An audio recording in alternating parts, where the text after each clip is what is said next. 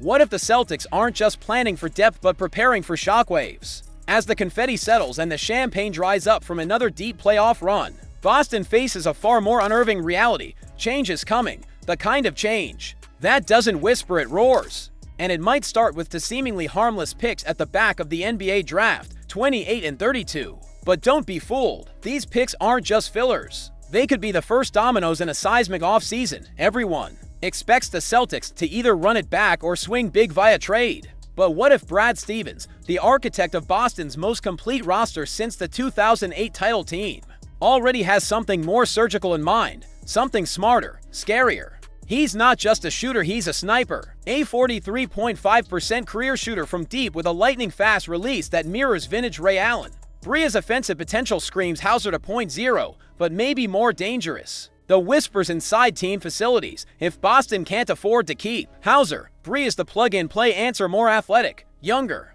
and already showing signs of improved defensive reads. He could become Boston's most lethal bench weapon since Eddie House. But here's the twist. What if Bree isn't just a Hauser replacement but insurance against a bigger shakeup in the wing rotation? Is Walter Clayton Jr. the most dangerous sleeper in the draft and Boston's next clutch killer? Forget the measurables. What this kid lacks in length, he makes up for with something you can't teach. Killer instinct, the same kind that made legends out of undersized guards like Kemba Walker and Chauncey Billups. And in March, Clayton was that guy, ice in his veins, game on the line. He dragged Florida to a national championship, possession by possession, burying daggers like it was scripted. So why is no one screaming his name? Because he doesn't fit the mold. And maybe that's exactly why Brad Stevens might be interested. Let's be honest, the Celtics don't just need another backup point guard. They need someone who can own the moment when the stars sit. Someone who won't blink in Game 6 of a playoff series when the ball finds him with 5 seconds left. Clayton lives for those moments. And here's the kicker. Scouts are terrified that he's going to fall into the hands of a team like Boston, where his fearlessness, shot creation, and late-game poise could be unleashed behind a structure that knows how to weaponize exactly this kind of overlooked talent. Is Ryan Kalkbrenner the Celtics' secret weapon to replace Horford and terrify the East? He's not flashy, he's not fast, he's not going viral on TikTok, but Ryan Kalkbrenner, he might be the most underrated monster in this entire draft. Wow! The basketball world drools over vertical explosiveness and pace and space speed. Kalkbrenner has quietly built a resume that screams NBA-ready impact. 5 years of steady evolution at Creighton, 5 years of leveling up. By the time he walked off the court for the last time, he was dropping 19 points, 8.7 boards, and swatting nearly 3 shots a game, and doing it all with a calm, punishing efficiency that most college bigs could only dream of. But here's the twist. He's not just a traditional big. Yes, the lateral quickness is a concern. No, he's not switching onto Morant in space, but that's not the point. You don't draft Kalkbrenner to chase guards, you draft him to erase the paint, punish mismatches, and bring back the kind of rim protection that used to define playoff basketball. And here's what no one's talking about. This guy has range. Not just a gimmick jumper, we're talking a pick-and-pop weapon that can stretch defenses, punish lazy closeouts, and force opponents to pick their poison when he's paired with a playmaker. Now picture this. Kalkbrenner reunited with Baylor Shireman in Boston to former Creighton killers with elite chemistry, slotted into a system built on spacing, IQ, and unselfish basketball. That's not just development friendly, that's dangerous. Is Chaz Lanier the most ruthless sharpshooter nobody's ready for? He's not a household name, not yet. But Chaz Lanier might be the most explosive unknown in this draft, and the kind of pick that could leave opposing coaches asking, how the hell did they let Boston get this guy? Standing at 6 feet 4 inches and 199 pounds, Lanier doesn't have the prototypical size of a wing, nor the flashiest vertical or handles. But none of that matters when the ball leaves his hands, because more often than not, it's money. Last season, he torched defenses for 18 points per game, hitting 39.5% from deep, often against elite competition. But here's what separates him from your average catch-and-shoot sniper. He defends hard, relentlessly. He anchored one of the toughest, most unforgiving defensive units in college basketball, and he did it while carrying the offensive load. This isn't your average microwave scorer. This is a killer with a blue-collar soul. What makes him terrifying for NBA teams? He doesn't need the spotlight. He doesn't need 20 shots. He'll grind on defense, wait in the shadows, and then bang. 1 3, then another, and another. Before you realize it, he's got 12 points in 6 minutes and your lead is gone. Is Drake Powell the defensive menace who could become Boston's next two-way nightmare? You want upside, you want chaos on defense, you want a long-limbed, instinct-hunting, game-wrecking wing who could evolve into one of the most feared defenders in the league. Then don't take your eyes off Drake Powell. At 6 feet 6 inches and 195 pounds. Powell might look like a project, but that's exactly what makes him so dangerous. He doesn't need to be great right now. He just needs a team patient enough to mold a future disruptor into a weapon. And if that team is the Celtics, the league should be very, very nervous. His instincts on defense are freakish, not just good. For a freshman, but elite-level anticipation, timing, and positional awareness that screams future all-defense potential. He doesn't just guard guys, he erases options. He's not flashy like a lottery pick. He doesn't have the hype, but every year there's one player who slips past the noise, who develops in silence, then comes back to haunt the teams who passed on him. Powell feels like that guy. Think Aaron Nesmith, but longer, smarter defensively, and with more upside as a shot creator. He might not explode right away, but give him 2 seasons in a system like Boston's, he could become a switchable, floor-spacing nightmare in the playoffs. So here's the uncomfortable question. What if Powell isn't just a long-term bet? What if he's the kind of piece that extends a championship window, locks down elite scorers, and becomes the ultimate glue guy next to superstars who already handle the scoring load? And what if Brad Stevens sees exactly that and pulls the trigger before the rest of the league realizes what's happening? Is Maxime Reynaud the European giant hiding in plain sight and Boston's next front court revolution? He's 7'1", he shoots threes, he dominates the glass, he's French, and yet nobody's talking about him like they should. Maxime Reynaud isn't just a sleeper, he's a time bomb. Last season at Stanford, he averaged a monster 20 points, 10.6 rebounds, and 1 point for blocks per game, quietly putting up numbers that would have made him a lottery lock if he played on a flashier team or came from a bigger basketball market. But Reynaud doesn't care about flash, he cares about destruction. This isn't your typical European big man. He's not just finesse and flair, he brings physicality, he plays through contact. And when he rolls to the rim, he rolls like a freight train. Defenders bounce off him, guards collapse, lanes vanish. But then, just when you think he's all brute strength, he steps out and buries a 3.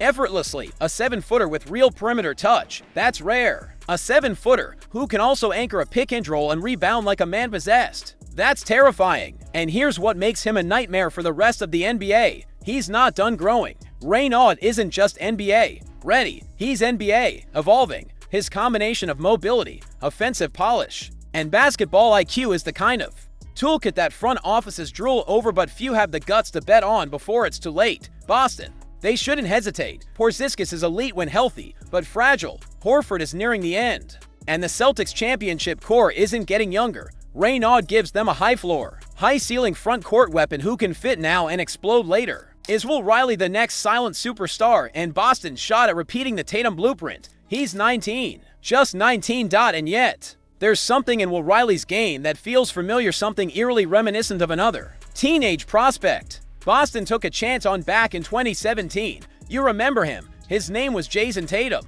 Now meet the new potential successor to that storyline, Will Riley. At 6 feet 8 inches and 180 pounds. Riley looks like raw potential carved into a basketball frame. He's long, he's fluid, he glides up the floor with the same effortless athleticism that made scouts whisper about Tatum before the league knew his name. And while his numbers last season at Illinois, 12.6 points, 4.1 rebounds, 2.2 assists don't scream star, the context absolutely does. Because when it mattered most, Riley erupted, 22 points in a high-pressure tournament win over Xavier, commanding the spotlight like a seasoned pro. That wasn't a fluke, it was a warning shot. The scary part, he hasn't even scratched the surface yet. He's still filling out his body, still learning the pace, still adapting to the size of the game. But the tools, they're already there. The length, the instincts, the burst, and most importantly, that quiet confidence, the kind that separates stars from role players. This is the kind of pick that contenders don't usually get to make. The kind of long-term bet that turns a dynasty into a super dynasty. Boston doesn't need Riley to produce right now. They just need to get him in the door. And wait, is Hunter Sallis the most NBA-ready sleeper and the hidden weapon Boston can't ignore? He's not the flashiest name in the draft. He's not 19 with limitless upside. But Hunter Sallis isn't here for potential, he's here to produce. Right now, once a top recruit at Gonzaga, Sallis didn't fade into obscurity after transferring, he exploded. At Wake Forest, he didn't just adapt, he took over, and what he became wasn't just a scorer or a defender. It was a problem for anyone who had to guard him. Sallis is a slasher in the purest sense, explosive, decisive, and unafraid of contact. He attacks the rim like he's trying to rip it off the backboard, but he does it with a kind of control that screams veteran presence, and at 6'5", he's built to switch comfortable guarding point guards, wings, or even small forwards without blinking. But here's the plot twist. While everyone's chasing high-risk upside, Sallis might have the highest floor of them all. He's not raw.